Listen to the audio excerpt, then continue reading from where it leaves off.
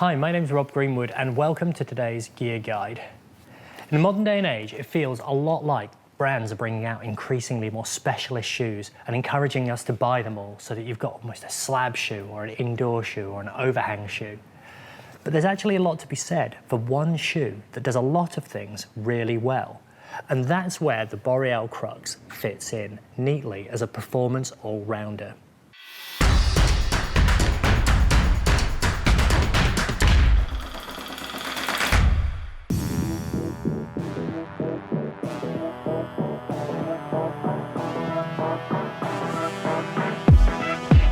Today we'll be taking a closer look at both the men's and women's Crux and also the Crux lace. The fact that it's available in both a velcro and a lace version, and also that both are available in men's and women's, means that you can get a good fit. You can get something that will suit your needs and what you want to do with it.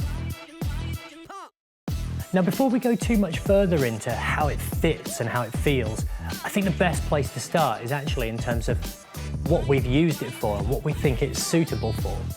And as I said within the introduction, that's a wide range of differing activities. On a personal level, I've used these for adventurous trad, multi-pitch routes in Pembroke, but I've also used them bouldering on both gritstone and sandstone.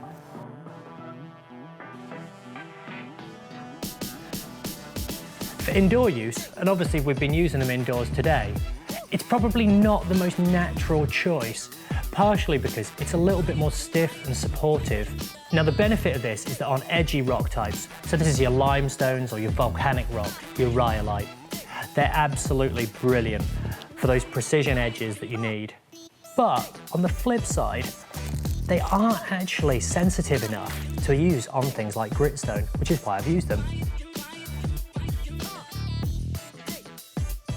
However, the reason I've really liked them is actually because it does all of that while simultaneously being a really quite comfortable shoe. And that means that I can put them on without any fear of pain or agony or having to cram my foot in and have a really enjoyable day out climbing. Now, so far we've focused on the Crux, which, as I say, is available in both men's and women's, or a high and a low volume. The Crux lace is ultimately the same in terms of its fit. It's absolutely identical when putting your foot in, but there are several key features that change the actual performance and the feel of it when you're using it on rock. Now, the difference between the Crux and the Crux lace largely revolves around this toe patch just here, which features on the Crux. Now, this is great for things like bouldering, where you're going to be getting any toe hooks or smears. This doesn't feature on the lace, which makes them a little bit more comfortable across the toe and also a little bit more flexible in and around the hinge of the forefoot. Now, in terms of which might be more suitable, the lace is undoubtedly designed with maybe a more traditional rock climber in mind, I think. Obviously, it takes longer to lace up, where the Crux itself is really quick to get on and off. But the lace itself perhaps offers a little bit more precision, but without wishing to contradict myself, I've never found precision lacking within the Crux. It's a rock shoe that I really, really liked using. Both the Crux and the Crux lace feature a moderately downturned asymmetrical last. When it comes to volume, they sit slightly on the wider side of things. Obviously, you're able to adjust that volume courtesy of either the straps or the lacing. And with regards to volume, you obviously have the two versions available. Both the Crux and the Crux lace feature Boreal's Zenith Pro 2.0 rubber. This is the stickiest rubber that Boreal have come up with so far, and it is noticeably grippy.